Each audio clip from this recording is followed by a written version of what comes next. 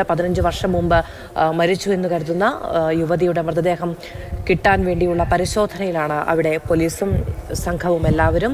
സെപ്റ്റി ടാങ്കിൽ നിന്നുള്ള മാലിന്യങ്ങൾ നീക്കം ചെയ്തുകൊണ്ടുള്ള പരിശോധന തുടരുകയാണ്. അതിനിടയിൽ നിന്ന് ശരീരാവശിഷ്ടങ്ങൾ, നഖം, മുടി, എല്ലുകൾ തുടങ്ങി എന്തെങ്കിലും കിട്ടുന്നുണ്ടോ എന്നുള്ളതാണ് പരിശോധന. മനുഷ്യ വിസർജ്യത്തിനിടയിൽ നിന്നുള്ള ഈ പരിശോധന വളരെ ശ്രമകരമാണ് എന്നുള്ളതും അവിടെ നിൽക്കുക എന്നത് പോലും ബുദ്ധിമുട്ടുള്ള കാര്യമാണ്. വളരെ ബുദ്ധിമുട്ടുള്ള സാഹചര്യങ്ങളെ അതിജീവിച്ചുകൊണ്ടുള്ള ഒരു പരിശോധനയാണ് അവിടെ തുടർന്നുകൊണ്ടിരിക്കുന്നത്.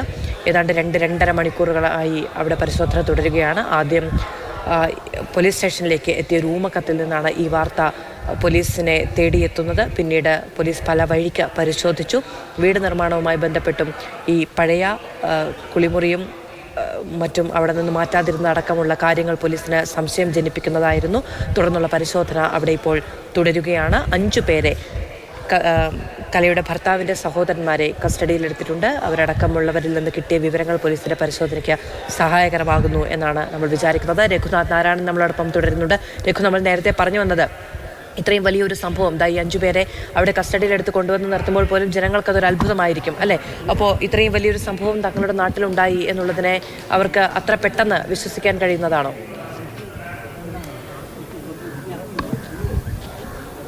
ഒരിക്കലുമല്ല മധു. കാരണം ഈ ആളുകളൊന്നും തന്നെ അത്തരത്തിൽ വലിയ ക്രിമിനൽ പശ്ചാത്തലമുള്ള ആളുകളല്ല. ഇവരൊക്കെ നാട്ടിൻപുറത്ത് സാധാരണ നിലയിൽ കുടുംബജീവിതം നയിച്ച് മുന്നോട്ട് പോകുന്ന ആളുകളാണ്. ഇതിനകത്ത് ക്രിമിനൽ പശ്ചാത്തലമുള്ള ഒരാൾ പ്രമോദാണ്. അയാൾ ഭാര്യയെ പെട്രോൾ ഒഴിച്ച് തീ കൊളുത്താൻ ശ്രമിച്ചു എന്നുള്ളൊരു കേസിൽ ഉൾപ്പെട്ട ആളാണ് പ്രമോദ്. ബാക്കിയുള്ളവരാരും അങ്ങനെ ഒരു ക്രിമിനൽ പശ്ചാത്തലമുള്ള ആളുകളല്ല. അതുകൊണ്ട് തന്നെ നമ്മൾ രാവിലെ 1 മണിയോടുകൂടി ഇവിടെ എത്തിയപ്പം ഈ അയൽവാസികളും ഒക്കെ തന്നെ ബന്ധുക്കളും ഒക്കെ തന്നെ വലിയ രീതിയിലുള്ളൊരു ക്ഷോഭം നമ്മളോട് കാണിച്ചു. കാരണം നിങ്ങൾ എന്തിൻ്റെ അടിസ്ഥാനത്തിലാണ് ഇത്തരത്തിൽ വാർത്ത കൊടുക്കുന്നത്? അവരൊന്നും അങ്ങനെയൊന്നും ചെയ്യുന്ന ആളുകളല്ല.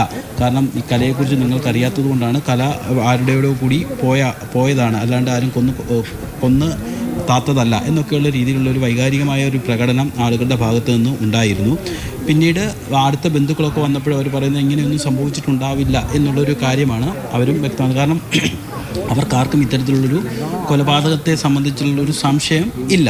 കാരണം കല ആരുടെയോട് കൂടി ഒളിച്ചോടിപ്പോയി എന്നുള്ളൊരു കഥ, ഒരു നറേഷൻ സ്ഥാപിച്ചെടുക്കാൻ ഇവർ വിജയിച്ചിട്ടുണ്ട് എന്ന് വേണം നമ്മൾ ഈ ഘട്ടത്തിൽ കരുതാൻ. എന്തായാലും പിന്നീട് പോലീസ് കൂടുതൽ ഉദ്യോഗസ്ഥരെത്തുകയും ഫോറൻസിക് ഉദ്യോഗസ്ഥരെത്തുകയും ഇത് സേഫ്റ്റി ടാങ്ക് പൊളിച്ച് പരിശോധന നടത്താനുള്ള ജോലികൾ ആരംഭിക്കുകയൊക്കെ ചെയ്തപ്പോഴാണ് ഒരു യാഥാർത്ഥ്യം നാട്ടുകാരും ബന്ധുക്കളുമൊക്കെ തിരിച്ചറിഞ്ഞത്. അങ്ങനെ കലയെക്കുറിച്ച് ഇതുവരെ തിരക്കാത്ത, അറിയാത്ത, കല എവിടെയോ സുഖമായി ജീവിക്കുന്നു, ഇഷ്ടപ്പെട്ട ആളിനോടൊപ്പം ജീവിക്കുന്നു എന്ന് കരുതിയിരുന്ന ആളുകളൊക്കെ പെട്ടെന്നുള്ളൊരു ഞെട്ടലാണ്. എന്ന് മാത്രവുമല്ല, ഈ 15 വർഷമായതുകൊണ്ട് തന്നെ ആളുകളൊക്കെ സ്വാഭാവികമായിട്ട് തന്നെ വളരെ അടുത്ത ബന്ധുക്കളും സുഹൃത്തുക്കളും അല്ലാതെ മറ്റാളുകളൊക്കെ കലയെ മറന്നു പോയിട്ടുണ്ടാവും. അല്ലെങ്കിൽ ഒരു മോശം സ്ത്രീ എന്നുള്ളൊരു ഇമേജ് ആയിരിക്കും മറ്റുള്ള ആളുകളുടെ മനസ്സിൽ അവർക്ക് ഉണ്ടായിരിക്കുക. എന്തായാലും കലയ്ക്ക് ഇങ്ങനത്തിൽ അത് അത്ഭുതദാരുണമായൊരു കൊലപാതകം ഉണ്ടായിട്ടുണ്ടെന്ന് വിശ്വസിക്കാൻ ആളുകൾക്കൊക്കെ വലിയ ബുദ്ധിമുട്ടാണ്. എന്ന് മാത്രമല്ല, ഇവരാണ് ഇത് ചെയ്തതെന്നുള്ള കാര്യവും അവർക്ക് ഉൾക്കൊള്ളാൻ വേണ്ടി സാധിച്ചിട്ടില്ല. പക്ഷേ ഇപ്പോഴും ഈ തെളിവ് വീണ്ടെടുക്കാനുള്ള, അതായത് മൃതദേഹത്തിൻ്റെ അവശിഷ്ടങ്ങൾ വീണ്ടെടുക്കാനുള്ള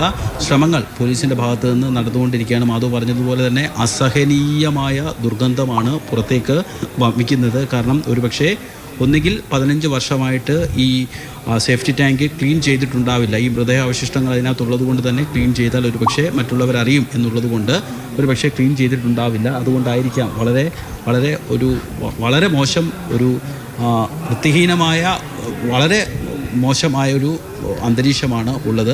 അതിനിടയിൽ നിന്നുകൊണ്ടാണ് അവിടെ പോലീസ് ഉദ്യോഗസ്ഥരും ഫോറൻസിക് വിദഗ്ധരുമൊക്കെ പരിശോധന നടത്തിക്കൊണ്ടിരിക്കുന്നത്. ഈ മനുഷ്യ വിസർജ്യത്തിൽ ഉൾപ്പെടെ പരിശോധിക്കേണ്ടതുണ്ട്. കാരണം ഈ അസ്ഥികമാണ്, അല്ലെങ്കിൽ അവശേഷിക്കുന്ന കിട്ടുന്ന നഖമായിരിക്കാം, അല്ലെങ്കിൽ മുടിയായിരിക്കാം. അതുകൊണ്ട് എല്ലാ വളരെ സൂക്ഷ്മമായ പരിശോധനയ്ക്ക് ശേഷം മാത്രമേ ഈ മാലിന്യം പോലും പുറത്തേക്ക് കളയാൻ വേണ്ടി കഴിയുകയുള്ളൂ.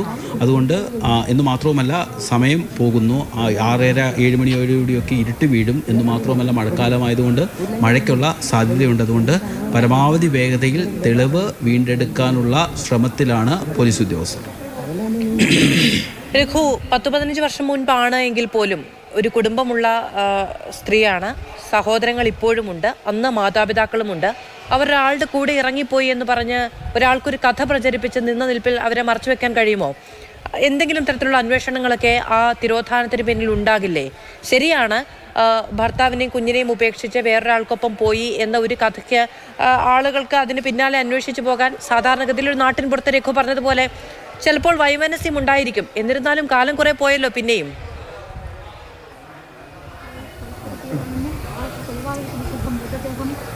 നമ്മൾ പ്രതീക്ഷിക്കുന്ന രീതിയിലായിരിക്കില്ല പലർക്കും പല കാര്യങ്ങളും അവരെ ഹർട്ട് ചെയ്യുക അല്ലെങ്കിൽ അവരെ വേദനിപ്പിക്കുക. അതുകൊണ്ട് തന്നെ അവർ ഏത് രീതിയിലായിരിക്കും അതിനോട് പ്രതികരിക്കുക എന്ന് നമുക്ക് പറയാനും സാധിക്കില്ല, അല്ലെങ്കിൽ അവരങ്ങനെ പ്രതികരിക്കണമെന്ന് നമുക്ക് വാശി പിടിക്കാനും സാധിക്കും. ഓരോരുത്തരും ഓരോ രീതിയിലാണ് ഓരോ കാര്യങ്ങൾ അവരുടെ ചുറ്റുമുണ്ടാകുന്ന കാര്യങ്ങളോട് പ്രതികരിക്കുക, അത് ഉൾക്കൊള്ളുക. സ്വാഭാവികമായിട്ട് തന്നെ മാധു പറഞ്ഞതുപോലെ തന്നെ കലയ്ക്കിടെ അച്ഛനോ അല്ലെങ്കിൽ അമ്മയോ അല്ലെങ്കിൽ സഹോദരങ്ങളോ ഒരുപക്ഷെ കലയുടെ ഈ പ്രവൃത്തി ഉൾക്കൊള്ളാൻ അവർക്ക് കഴിഞ്ഞിരുന്നില്ല. അവർക്ക് അതിന് അവരുടേതായ നൂറുകണക്കിന് കാരണങ്ങളും ഉണ്ടായിരിക്കാം. പക്ഷേ അപ്പോഴും ഈ പറയുന്നത് പോലെ തന്നെ സ്വാഭാവികമായിട്ട് തന്നെ ഒരു 15 വർഷം മുൻപ് നടന്നൊരു സംഭവമാണ്. അത് നമ്മുടെ ഈ ശാസ്ത്ര സാങ്കേതികവിദ്യ അല്ലെങ്കിൽ വാട്സാപ്പോ ഫേസ്ബുക്കോ ഒന്നും അത്ര സജീവമായി വരുന്ന സമയമല്ല, അല്ലെങ്കിൽ അത് സജീവമായിരുന്ന കാലമായിരുന്നില്ല. അതുകൊണ്ട് തന്നെ സ്വാഭാവികമായി തന്നെ ഇപ്പോൾ ഈ ഫേസ്ബുക്കും വാട്സാപ്പും ഒക്കെ ഉള്ളതുകൊണ്ടാണ് ആളുകൾ എവിടെ പോയാലും അല്ലെങ്കിൽ നാട്ടിൽ നിന്ന് ആരെങ്കിലും ഒന്ന് മാറി നിന്നാൽ പോലും ഒരു 4 പേരെങ്കിലും ഫേസ്ബുക്കിൽ പോസ്റ്റ് ചെയ്യും, ആൾ പോയി, അല്ലെങ്കിൽ അത് സംബന്ധിച്ച് ഒരു പഞ്ചാരക്കഥ അല്ലെങ്കിൽ ഒരു കിളിക്കഥ ആരെങ്കിലുമൊക്കെ ഒരു കുടുംബ വാട്സാപ്പ് ഗ്രൂപ്പിലെങ്കിലും കൊണ്ട് ഇടുകയും ചെയ്തു. അങ്ങനെയൊന്നുമുള്ള കാലമായിരുന്നില്ല അത്. അവർക്ക് അവരുടേതായ ഒരു പക്ഷേ വളരെ സാമ്പത്തികമായി അത്ര നല്ലൊരു അവസ്ഥയിലുണ്ടായിരുന്ന കുടുംബമല്ല കലയുടേത്. അപ്പോൾ സ്വാഭാവികമായിട്ട് തന്നെ ഒരു മകളാണ്, 2 ആങ്ങളമാർക്കൊരു സഹോദരിയാണ്. അവരിൽ ഒരു പ്രതീക്ഷ ഉണ്ടായിരുന്നിരിക്കാം. അവർക്ക് ഇഷ്ടമുള്ളവരോട് കൂടി കല്യാണം കഴിച്ചു. ഇതിനുശേഷം ഒരു കുട്ടി ഉണ്ടാവുന്ന ശേഷം മറ്റൊരാളുടെ കൂടി പോയി.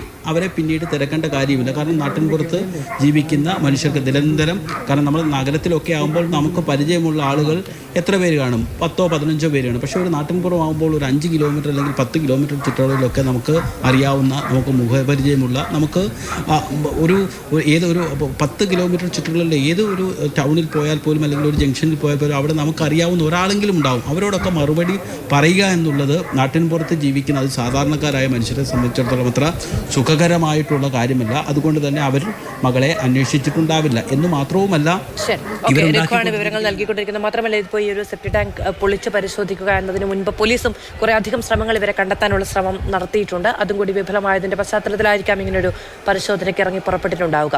രഘുവാണ് വിവരങ്ങൾ നൽകിക്കൊണ്ടിരിക്കുന്നത്.